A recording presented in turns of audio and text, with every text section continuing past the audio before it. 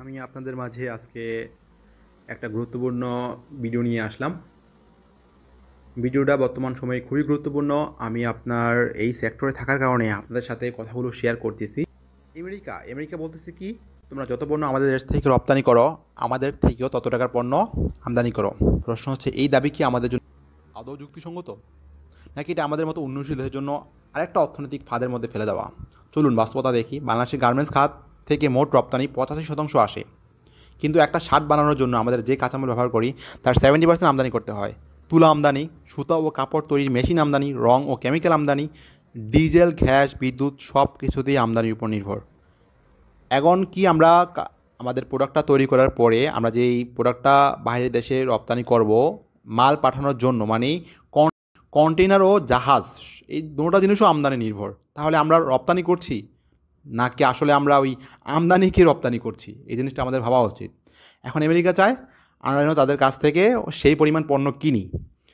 এটা কি হয়, আপাত দৃষ্টিতে ভারসাম্য দেখা গেল, আমাদের বাস্তবতা একেবারেই আলাদা। আমরা যদি এই একই জিনিস আমেরিকা থেকে কিনি, তবে দাম পড়বে তার থেকে 30-40% বেশি, কেননা আমেরিকা পণ্যের উৎপাদন খরচ ও মান দুটোই অনেক বেশি। আর আমাদের বাজেট সীমিত, আমাদের প্রয়োজন কি এই মুহূর্তে সর্বোচ্চ সাশ্রয়। এই ধরনের সত্য মানলে কী সমস্যার মধ্যে আমরা পড়তে পারি? রিজার্ভে চাপ পড়বে, ডলারের জন্য হাহাকার বাড়বে, আমদানি ব্যয় বেড়ে যাবে, দেশের শিল্পখাত হুমকিতে পড়বে। দামের কারণে পণ্য প্রতিযোগিতায় আমরা টিকতে পারবো না। আন্তর্জাতিক বাজারে পণ্যের যে প্রতিযোগিতা, সেই প্রতিযোগিতায় আমরা আপনার ভিয়েতনামের সাথে, ইন্ডিয়া, চায়না, পাকিস্তান, তাদের সাথে আমরা টিকতে পারবো না প্রতিযোগিতায়। এবং দিন শেষে আমরা আরও কী হব, নির্ভরশীল হয়ে পড়বো কোথায়? আমদানির ওপর। এই অবস্থায় প্রতিটি রপ্তানি ডলার এনে আমরা আরও বেশি ডলার খরচ করবো আমদানিতে।